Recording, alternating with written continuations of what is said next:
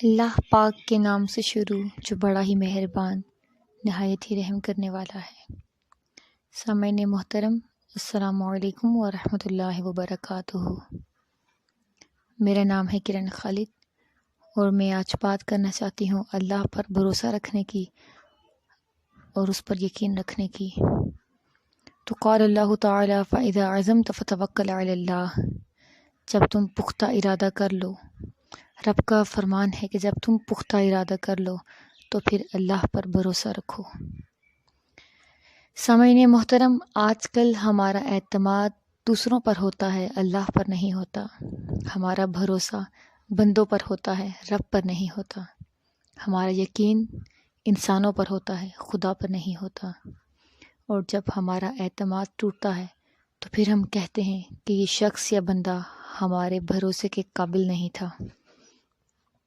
تو بندوں پر نہیں، اللہ پر بھروسہ رکھیے، یہی کامیابی ہے۔ بخاری و مسلم شریف کی روایت میں آتا ہے کہ حضرت جابر رضی اللہ تعالی عنہ سے روایت ہے کہ ہم غزوات ذات الرقاع میں حضور کے ساتھ تھے اور ہم ایک سایہ دار درخت کے پاس پہنچے تو ہم نے وہ درخت حضور کے لیے چھوڑ دیا۔ اتنے میں مشرکین میں سے ایک شخص آیا اور درخت کے ساتھ حضور علیہ الصلوۃ والسلام کی تلوار لٹک رہی تھی۔ اس مشرکین نے وہ تلوار نیام کر لی اور بولا، تم مجھ سے ڈرتے ہو؟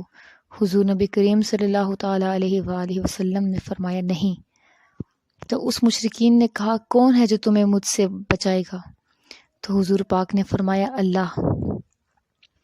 ابو بکر اسماعیلی نے اپنی صحیح میں روایت کیا ہے، فرماتے ہیں کہ جب اس شخص نے حضور سے پوچھا کہ تمہیں کون مجھ سے بچائے گا، تو حضور نے فرمایا کہ اللہ۔ تو اس مشرکین کے ہاتھ سے تلوار گر گئی تو تلوار حضور علیہ الصلوۃ والسلام نے پکڑ لی اور فرمایا کہ اب کون ہے جو تجھے مجھ سے بچائے گا؟ اس نے کہا کہ آپ بہتر مواخذہ کرنے والے ہیں۔ تو حضور علیہ الصلوۃ والسلام نے فرمایا کہ تو گواہی دیتا ہے کہ اللہ تعالیٰ ایک ہے، اس کے سوا کوئی معبود نہیں اور میں اللہ کا رسول ہوں۔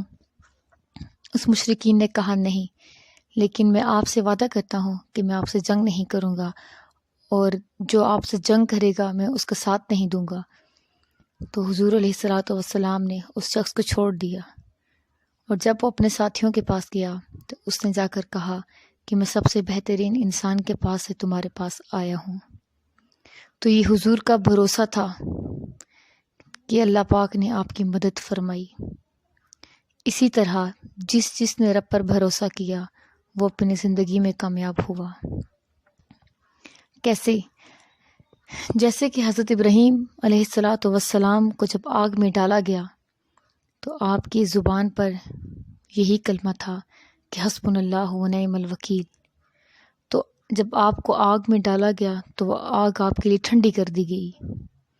اسی طرح جب حضور کو لوگوں نے کہا کہ بے شک لوگ آپ کے خلاف جمع ہو گئے ہیں سو آپ ان سے ڈریے، اور جب حضور علیہ الصلوۃ والسلام نے یہ بات سنی تو ان کا ایمان اور پختہ ہو گیا، ان کے ایمان میں اور اضافہ ہو گیا اور کہا کہ حسبنا اللہ و نعم الوکیل، کہ ہمیں اللہ ہی کافی ہے اور وہ بہت اچھا کارساز ہے۔ اسی طرح آپ اپنی زندگیوں میں کامیابیاں چاہتے ہیں تو حسبنا اللہ و نعم الوکیل اس ذکر کو اپنا اذکار بنا دیجئے، اپنا دل اور زبان اس ذکر میں مذکور رکھیے تو آپ کے لیے اللہ ہی کافی ہوگا۔ رب پر بھروسہ رکھیے، اس پر یقین رکھیے۔ حسبنا اللہ و نعم الوکیل، نعم المولا و نعم النصیر کا ذکر اپنے زبانوں پر جاری رکھیے۔ تو اس موقع پر مجھے ایک شعر یاد آ گیا کہ ارادے جن کے پختہ ہوں، نظر جن کی خدا پر ہو۔ ارادے جن کے پختہ ہوں، نظر جن کی خدا پر ہو، تلا تم حیض موجوں سے وہ گھبرایا نہیں کرتے۔ اور اب اس کنیز زہرا کو اجازت دیجیے۔ فی امان اللہ۔ پاکستان زندہ باد۔ اللہ حافظ۔